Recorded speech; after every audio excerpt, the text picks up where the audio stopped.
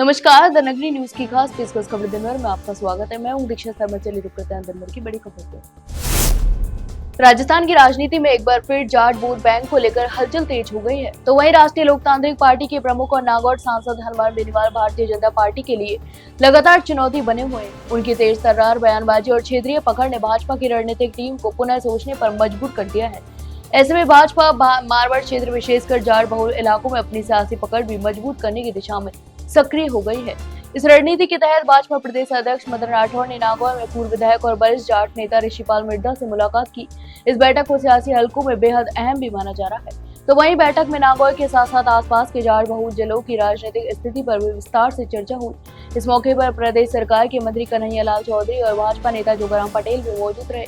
तो दर्शाता है कि पार्टी ने इस मुलाकात को केवल औपचारिकता तक सीमित नहीं रखा, बल्कि इसे जमीनी स्तर पर रणनीतिक कवायद के रूप में लिया है। तो वहीं मुलाकात के बाद ऋषिपाल मिर्धा ने स्पष्ट रूप से कहा कि जाट समाज का भाजपा पर विश्वास अब भी कायम है। राजस्थान की पूर्व मंत्री अशोक गहलोत सरकार के कार्यकाल के अंतिम 6 महीनों में लिए गए प्रशासनिक स्थानांतरण और भू आवंटन जैसे निर्णयों की समीक्षा की प्रक्रिया एक बार फिर आगे खिसक गई है। तो वहीं मुख्यमंत्री बजरलाल शर्मा के नेतृत्व वाली मौजूदा सरकार द्वारा गठित कैबिनेट सब कमेटी ने सभी विभागों को विस्तृत रिपोर्ट भेजने के लिए अब 2 महीने का अतिरिक्त समय दे दिया है। इससे स्पष्ट है कि यह समीक्षा प्रक्रिया अब सितंबर के अंत या अक्टूबर की शुरुआत तक खिंच सकती है। तो वहीं मंगलवार को सचिवालय में कैबिनेट सब कमेटी की बैठक आयोजित हुई, जिसमें स्वास्थ्य मंत्री गजेंद्र सिंह खीपसर की अध्यक्षता में समीक्षा प्रक्रिया पर आगे की रणनीति तय की गई। इस बैठक में यह निर्णय लिया गया कि सभी संबंधित विभाग सितंबर के पहले सप्ताह तक अपने स्तर पर गहलोत सरकार के अंतिम महीनों के लिए किए गए निर्णय की विस्तृत समीक्षा कर रिपोर्ट सब कमेटी को भेजें। इसके अलावा इन रिपोर्टों के आधार पर ही सब कमेटी सरकार को अपनी सिफारिशों के साथ अंतिम रिपोर्ट सौंपनी होगी। तो वहीं विभाग को दी गई छूट, कुछ मामलों में खुद निर्णय लेने के लिए अनुमति। वहीं कमेटी ने यह भी स्पष्ट किया कि कुछ मामलों में विभागों को खुद निर्णय लेने की छूट भी दी गई है। राजस्थान में एसआई भर्ती प्रक्रिया को लेकर चल रही न्यायिक सुनवाई के बीच मुख्यमंत्री अशोक गहलोत ने एक महत्वपूर्ण बयान दिया है। इतना ही नहीं, उन्होंने साफ कहा कि अब राज्य की सत्ता में उनकी सरकार नहीं है और वर्तमान सरकार को ही यह तय करना है कि जनहित में क्या कदम उठाने हैं। इसके अलावा अशोक गहलोत का यह बयान उस समय आया जब मीडिया ने उनसे एसआई भर्ती से जुड़े एक सवाल पर प्रतिक्रिया मांगी। तो वहीं पूर्व मुख्यमंत्री गहलोत ने कहा कि देखिए, सरकार हमारी चली गई भैया, अब तो इनका करना है, इनको करना है जो करना है। तो वहीं उन्होंने जोर देते हुए कहा कि जो भी निर्णय लेना है वो अब वर्तमान सरकार को लेना है और उसे देखना होगा कि कौन सा कदम जनहित में होगा। तो वहीं गहलोत ने आगे कहा कि हमने तो कोई कमेंट किया नहीं है, वहीं पब्लिक इंटरेस्ट में जो चाहे करे वो तो उनको आगे करना पड़ेगा। इससे स्पष्ट होता है कि वे अब इस मुद्दे पर कोई भी राजनीतिक टिप्पणी करने से बचना चाहते हैं और पूरी जिम्मेदारी वर्तमान भाजपा सरकार पर छोड़ रहे हैं। झुंझुनू जिले में बुधवार को किसान, मजदूर, छात्र और ट्रेड यूनियनों के सैकड़ों कार्यकर्ताओं ने सरकार की जनविरोधी नीतियों के खिलाफ एकजुट होकर जोरदार प्रदर्शन किया। तो वहीं एसएफआई, डीएफआई, संयुक्त किसान मोर्चा और ट्रेड यूनियन के राष्ट्रव्यापी आह्वान पर शिक्षक भवन से कलेक्ट्रेट तक रैली निकालकर अवरोध दर्ज भी कराया गया। तो वहीं प्रदर्शनकारियों ने हाथों में बैनर, पोस्टर लेकर नारेबाजी की और सरकार की जनविरोधी नीतियों को वापस लेने की मांग की। तो वहीं प्रदर्शन की अगुवाई कर रहे छात्र नेता महिपाल पुनिया ने स्मार्ट मीटरों को लेकर तीखा विरोध जताते हुए कहा कि आमजन की जेब पर डाका है। उन्होंने चेतावनी दी कि यदि किसी ग्रामीण क्षेत्र में स्मार्ट मीटर लगाने की कोशिश की गई तो उसका पुरजोर विरोध किया जाएगा। इस पर एसएफआई के पंकज गुर्जर ने आरोप लगाया कि सरकार कंपनियों को एजेंट बन गई है और वहीं गरीबों की कोई सुनवाई नहीं हो रही है।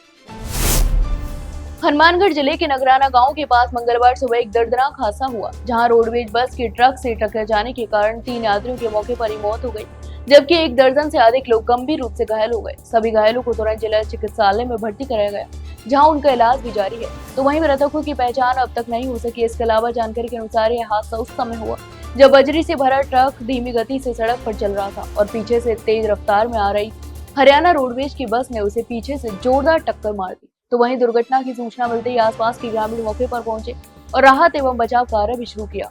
इसके अलावा ग्रामीणों की मदद से सभी घायलों को तत्काल जिला अस्पताल पहुंचाया गया।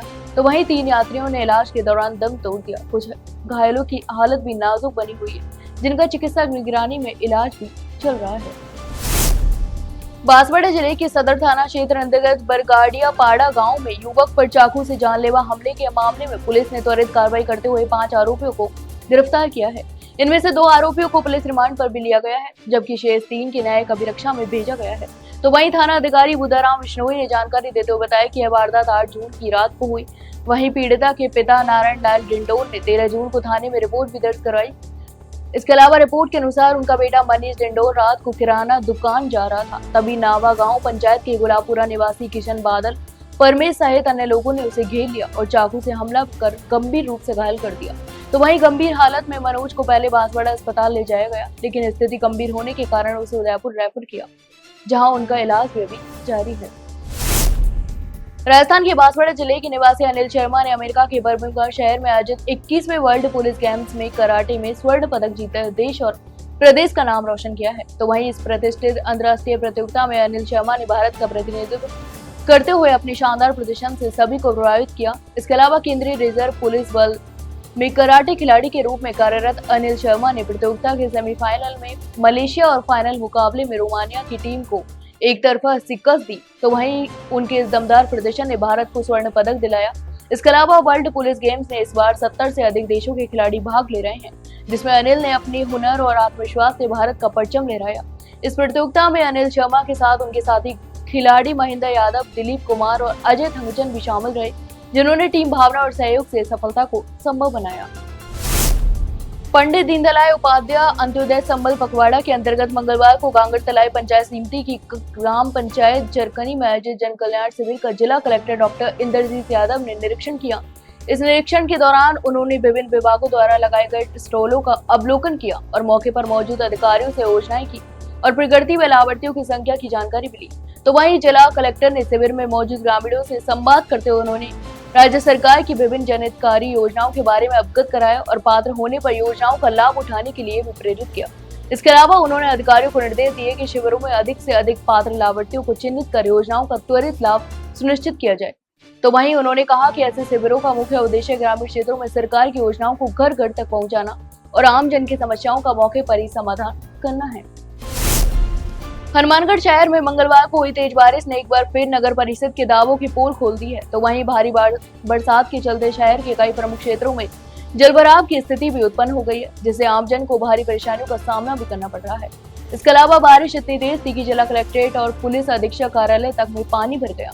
तो वहीं PWD कॉलोनी जंक्शन क्षेत्र, रावसर रोड और अन्य रिहायशी इलाकों में नालों का पानी घरों तक घुस गया। इसके अलावा कई मकानों में पानी भर जाने से लोगों को घरेलू सामान तक सुरक्षित करने में मशक्कत करनी पड़ी। तो वहीं जल निकासी व्यवस्था पूरी तरह से ठप नजर आई, जिससे नगर परिषद के प्रबंधन पर भी सवाल खड़े हो गए। स्थानीय निवासियों ने बताया कि हर साल मानसून के दौरान यही हालत बनते हैं, लेकिन नगर परिषद की ओर से कोई स्थायी समाधान नहीं किया गया। जैसलमेर में प्रसिद्ध धार्मिक स्थल रामदेवरा में मंगलवार को अतिक्रमण के खिलाफ प्रशासन ने बड़ी कार्रवाई करते हुए सख्त रुख अपनाया। तो वहीं मंदिर मार्ग को अतिक्रमण मुक्त कराने के उद्देश्य से उपखंड अधिकारी की अगुवाई में भारी पुलिस बल की मौजूदगी में अभियान चलाया गया। इसके अलावा करीब 150 से अधिक पुलिसकर्मी और अधिकारी मौके पर तैनात रहे। तो वहीं बात करें तो कार्रवाई के दौरान मंदिर मार्ग पर बनी गई अवैध दुकानों और अस्थायी निर्माणों को हटाया गया। इसके अलावा प्रशासन का कहना है कि श्रद्धालुओं को मंदिर तक पहुंचने में किसी प्रकार की असुविधा न हो, इसलिए यह कदम भी उठाया गया है। इसके साथ ही मंदिर क्षेत्र की यातायात व्यवस्था को भी सुचारू बनाने का प्रयास किया जा रहा है। हालांकि इस कार्रवाई से व्यापारियों और स्थानीय ग्रामीणों में आक्रोश का माहौल भी फैल गया है।